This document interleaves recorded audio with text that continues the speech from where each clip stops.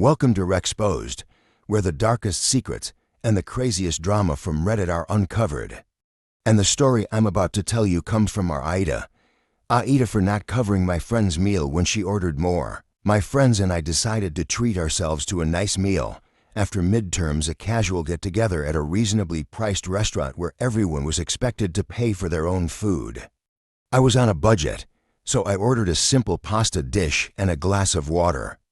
A few others did the same, but then there was her, the life of the party in our group. The moment she picked up the menu, she went all out. An expensive appetizer, a massive entree, a fancy dessert, and even a cocktail. I wasn't judging. People can spend their money however they want. But then when the bill arrived, the real drama started. She put down her fork, smiled, and casually announced, "Let's just split it evenly." I almost choked. Split evenly? I thought we were all paying for what we ordered, like we always did. I told her I only brought enough for my meal. She shrugged, rolled her eyes, and scoffed. "Come on, it's just a few bucks. Why are you being so cheap? A few bucks, not really. If we split it evenly, I'd be paying almost twice what I had planned." I stood my ground. She huffed, but the rest of the group didn't care and just agreed to split the bill with her. As we left the restaurant, I overheard her whispering to another friend, loud enough for me to catch, "I can't believe it. They totally made me look like a greedy person in front of everyone." But who was actually being greedy here? So, AITA for refusing to split the bill when I only ordered my own meal? I think he's not wrong at all. No one is responsible for paying for someone else's food, especially when they order extra, without discussing it first. Her passive-aggressive reaction only shows who was really being unfair. If she feels embarrassed, maybe she should reflect on her own actions first. What about you? Leave your comment below the video. Next will be a story about AITA for refusing to drive if my wife is in the car. For years, I couldn't understand why I always ended up in a bad mood whenever my wife and I went anywhere together. It wasn't until recently that it finally hit me. I get irritable and angry every time I drive with her in the car. She is hands down the worst backseat driver I've ever encountered. No matter how I drive, she always finds something to complain about. "Why are you taking this road? If you wanted to go this way, we could have been there by now. Why are you speeding? Slow down.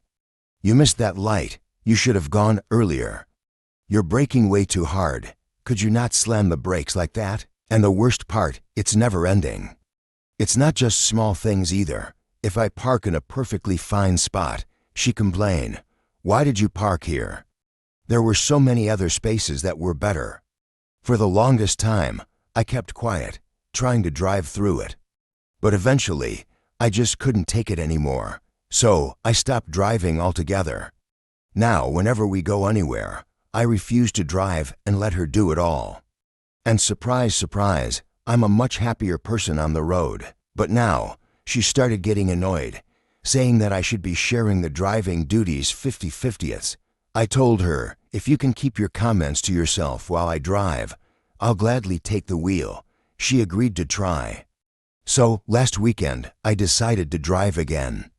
We barely made it 3 minutes before she started nitpicking. "Why are you going so slow? Are you even paying attention?" I pulled over and told her I was done. "Either you take over, or we're going home." She reluctantly took the wheel, but as she muttered under her breath about how I drive like an idiot, I couldn't help but think, well, at least one of us has a clean driving record. So, AITA for refusing to drive when she's in the car. I think this story really reflects a tense situation in a relationship. While the wife's frustration sitting in the back seat and constantly criticizing her husband's driving can be understood in stressful situations, without mutual respect, things will only get worse. The refusal to drive could be the husband's way of reacting to protect himself from constant criticism, but it might also show a lack of compromise in the relationship. In situations like this, finding a way to communicate effectively and respect each other's space is crucial.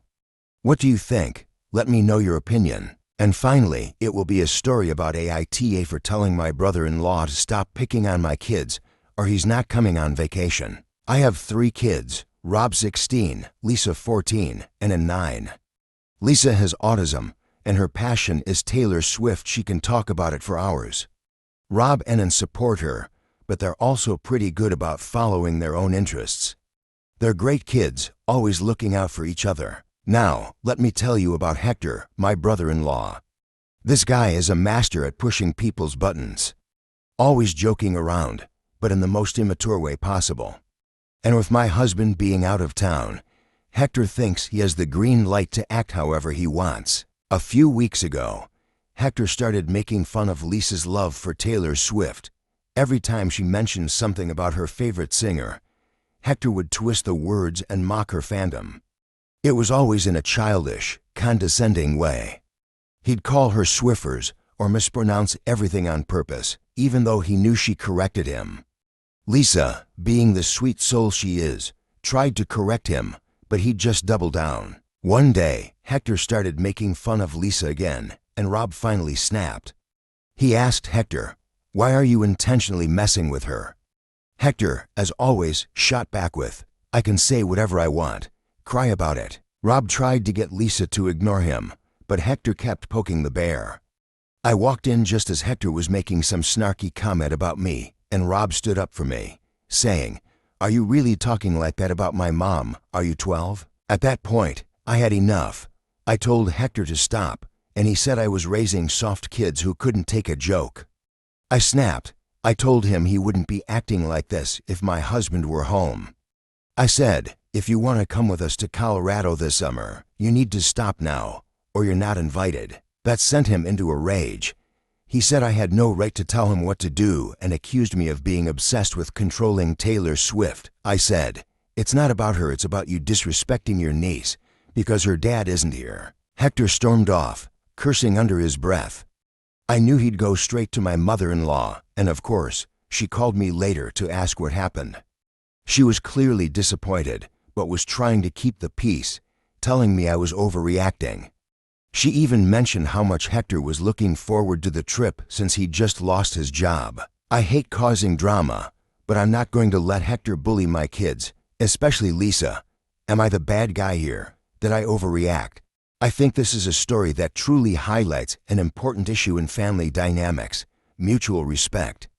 Hector might think it's just a joke, but continuously mocking Lisa's interests has crossed the line and become disrespectful. It's unacceptable for her to be targeted just because of her passion.